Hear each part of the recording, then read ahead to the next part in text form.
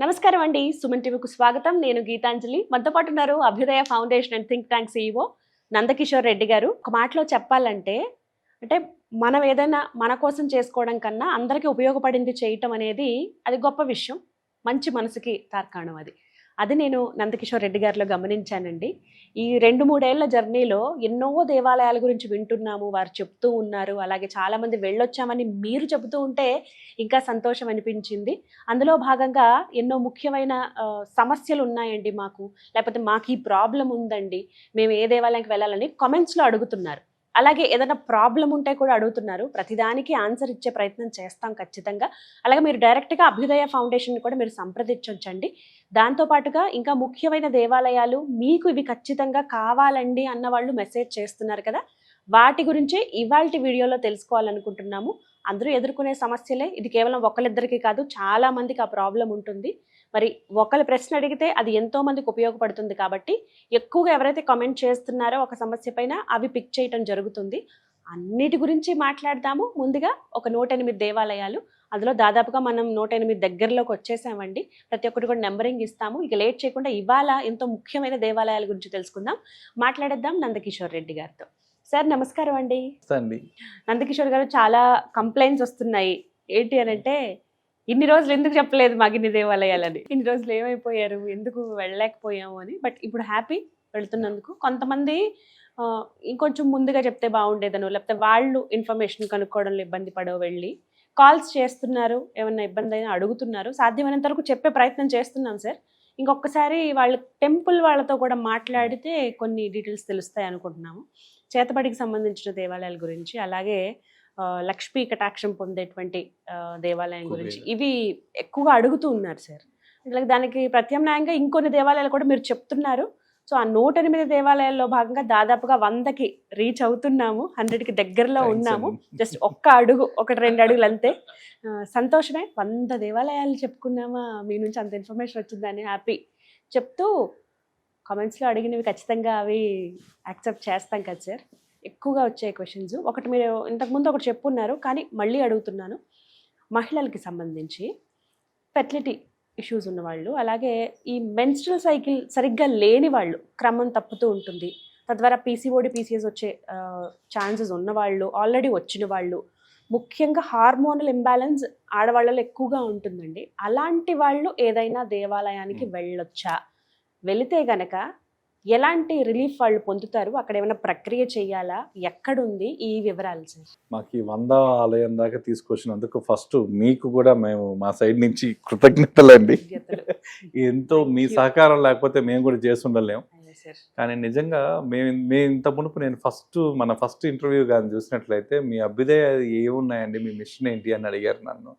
ఆ రోజు నేను ఏం చెప్పానంటే, మీకు ఒక వ్యక్తి తన స్పాన్ ఆఫ్ లైఫ్లో 70 సంవత్సరాలు స్పాన్ అనుకుంటే యావరేజ్లో అతను చూడగలిగిన దేవాలయాలు ఏమన్నా ఉంటే 30 నుంచి 40 తప్పితే ఎక్కువ చూడలేదు. అంటే రిపీటెడ్గా చూడడం తప్పితే కొత్త దేవాలయాలు.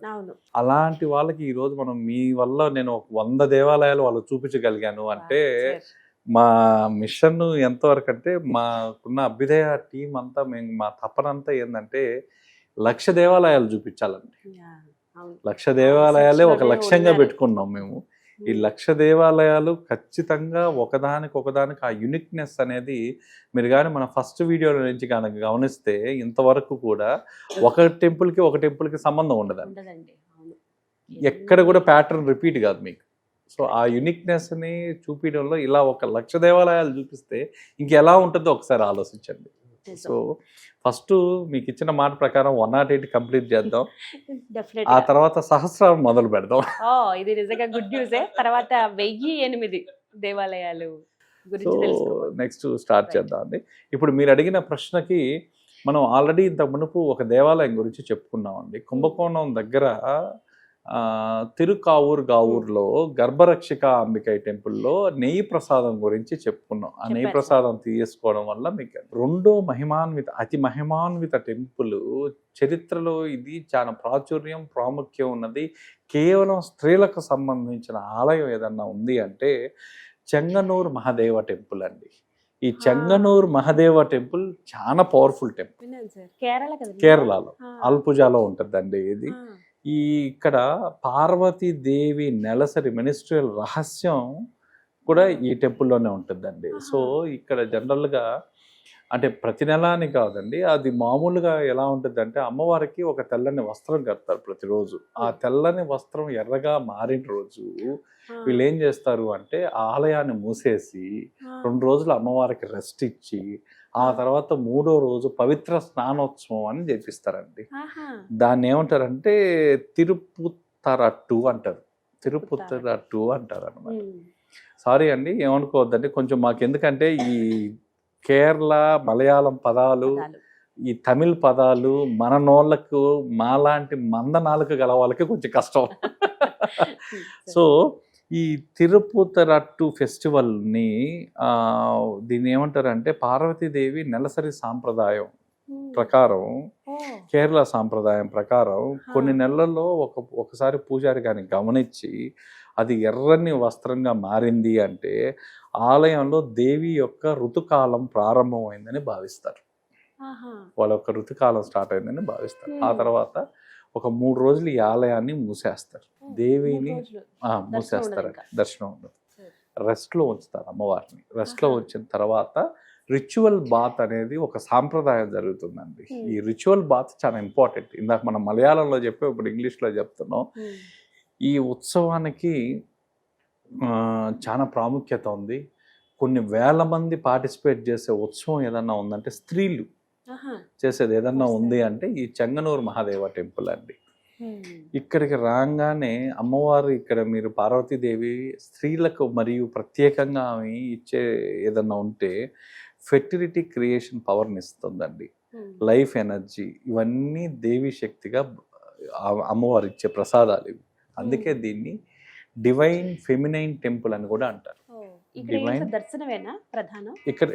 ఇక్కడ కేవలం దర్శనమే అండి. ఆ స్నానం అప్పుడు, ఆ స్నానం రిచువల్ అప్పుడు అందరూ కలిసి ఆ ఉత్సవంలో పాల్గొనడం అనేది ఇంపార్టెంట్, చాలా ఇంపార్టెంట్. ఇప్పుడు ఈ మెన్స్ట్రువల్ అంటే ఇప్పుడు అందరికీ తెలిసింది కామాఖ్య కదా సార్. కామాఖ్య అంబుబాచి సంవత్సరానికి ఒకసారి ఇట్లా చూస్తాం.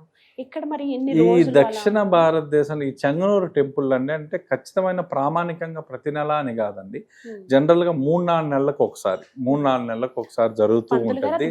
పంతులు గారు ఎప్పుడైతే ఆ వస్త్రం ఎర్రగా ఉందని గమనిస్తారో ఆ రోజు వీళ్ళు ఖచ్చితంగా ఈ ఉత్సవం చేస్తారండి. సో దీన్ని ప్రాచీన భారతదేశంలో స్త్రీల ఋతుచక్రాన్ని పవిత్రంగా ప్రక్రియగా చూసేవాళ్ళండి. సో ఈ ఆలయం అదే భావనని ప్రతిబింబిస్తుంది.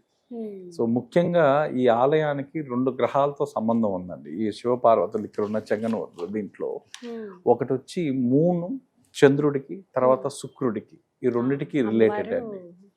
సో ఎందుకు మూను అంటే, ఈ 3 స్త్రీలలో చేసే మెయిన్ దేని మీద పనిచేస్తారంటే వాళ్ళ మెనిస్ట్రియల్ సైకిల్ మీద పనిచేస్తారు. ఇక్కడ ఎమోషన్స్, ఫెర్టిలిటీ, వీటిని. ఆ తర్వాత వీనస్ దగ్గరికి వచ్చేసరికి శుక్రుడు రీప్రొడక్టివ్ హెల్త్, ఆ తర్వాత ఫెమినైన్ ఎనర్జీ. ఈ రెండింటినీ కూడా ఈ పార్వతీ పూజ ఈ ఆలయంలో చేయడం వల్ల ఈ 2 యొక్క ఎనర్జీ బ్యాలెన్స్ అవుతుంది. మూన్ వల్ల కలిగే ఇబ్బందులు, శుక్రుడు వల్ల కలిగే ఇబ్బందుల్ని ఆమె పరివర్తన అంటే మార్చి వాళ్ళకు ఒక మంచిదిగా, వాళ్ళకి పాజిటివ్గా చేసి పంపిస్తుంది. అందుకే ఉమెన్ను ఇక్కడ వచ్చి ప్రార్థిస్తే, వాళ్ళకి మెడికల్ ఏదన్నా ప్రార్థిస్తే ఏం తగ్గుతాయి అంటే ఇర్రెగ్యులర్ పీరియడ్స్ ప్రాబ్లం ఉన్నవాళ్ళు, ఫెర్టిలిటీ ఇష్యూస్ ఉన్నవాళ్ళు, హార్మోనల్ ఇంబ్యాలెన్స్ ఉండేవాళ్ళు, ఆ తర్వాత ఈ శుక్రదోషం కూడా ఇక్కడ తీస్తుంది కాబట్టి మ్యారేజ్ డిలే ఉన్న వాళ్ళకి కొందరు నమ్ముతారండి. ఇలాంటి ఈ విధానాన్ని రేర్ కల్చరల్ సీక్రెట్ అంటారు, ఆ ఉత్సవం ఏదైతే ఉందో. సో ఇక్కడ అమ్మవారు కాస్మిక్ క్రియేటివ్ పవర్ అంతా కూడా ఇక్కడ అమ్మవారిలో ఉంటుందండి.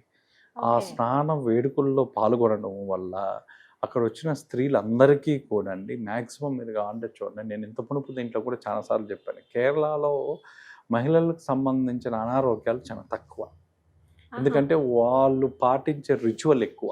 ఎందుకు తక్కువ అంటే వాళ్ళు పాటించే రిచువల్స్, ఇలాంటి రిచువల్స్ చాలా పాటిస్తారండి వాళ్ళు. సో ఇలా ఈ అమ్మవారి దగ్గరకు వచ్చి కంటిన్యూస్గా చూడడం వల్ల వాళ్ళ ఎనర్జీని యాక్టివేట్ చేసుకోవడం వల్ల వాళ్ళకి చాలా ప్రాబ్లమ్స్, మన తెలుగు స్టేట్లో ఇబ్బంది పడే ప్రాబ్లమ్స్ ఏవైతే ఉంటాయో అవి మ్యాక్సిమం ఉండవు అక్కడ.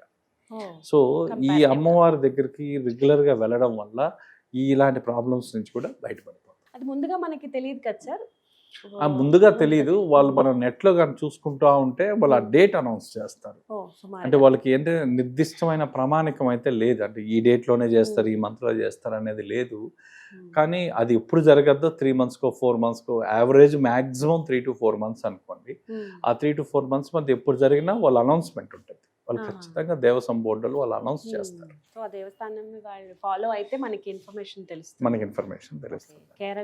కేరళ అల్పుజా దగ్గర చెంగనూర్ మహాదేవ ఆలయం.